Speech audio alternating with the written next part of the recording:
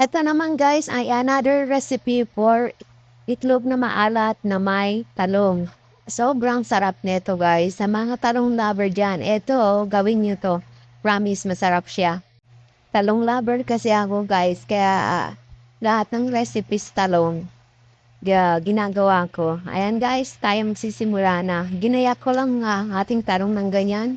Piraso, maliliit lang ang ating salted egg. At maraming kamatis guys para masarap. Ang ating sibuyas. At maglalagay din pala tayo ng grinded pork. Tapos meron tayong bawang. Ayun na nga guys, magsimula na tayong maggisa. Inuna na natin ang ating bawang. Ayan, mekos-mekos lang natin ang ating bawang para maluto siya. At pagkatapos yan ay susunod na natin ang ating sibuyas. Mekos-mekos lang yan. At pagkatapos niyan guys, susunod na natin ang ating grinded pork. Ayan na nga guys, konti lang yan. Optional lang to guys kung gusto nyo. Pero ako nilagyan ko kasi meron akong extra doon. Tapos maglalagay tayo ng paminta. At nilabay na natin ang ating kamatis. Damihan nyo ng kamatis guys para masarap. Tapos iwain nyo ng pino. Pulang ilagay nyo guys para madali siyang maluto. Yan. Ay, lutuin lang natin ang kamatis guys. Pagkatapos yan, maluto ang ating kamatis. Ilalagay na natin ang ating talong.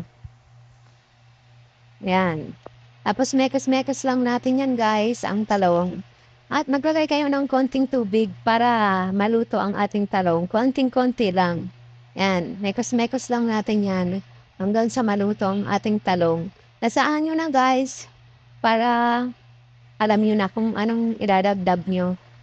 Lagyan nyo ng pampalasa, magic sarap. Yan, naglagay din ako ng magic sarap dyan. Tapos konting asin.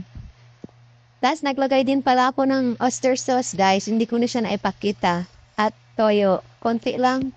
Kasi maalat na ang salted egg. Ayan. Tapos lagay tayo ng konting tubig eh. At tasahan nyo na yan guys para ma-adjust na natin at ating lulutuin lang muna natin ang ating talong at pag naluto na siya ilalagay na natin ang ating salted egg. Ang sarap niyan guys, promise.